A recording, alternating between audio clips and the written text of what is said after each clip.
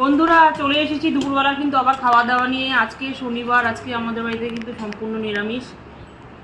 মেনুতে প্রথমেই আছে দুধ কচুর শাক, তোমার পাতে শাক পড়ে গেল। আজকে কিন্তু সিম্পল একদম তৃপ্তিদায়ক মেনু।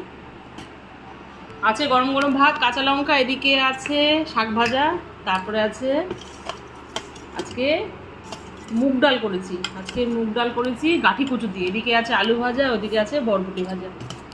ওদিকে মেয়ের থালা খালি, মেয়ের থালায় আজকে ডাল পড়ে গেল, শাক ঠাক সে খাবে না, ডাল দিয়ে দিলাম। আমি একটু ডাল নিলাম।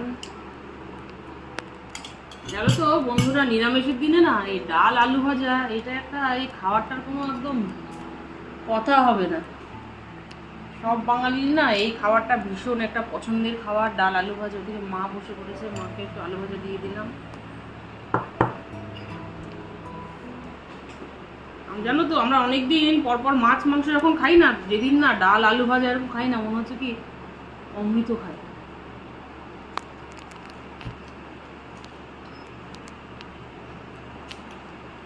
দারুণ।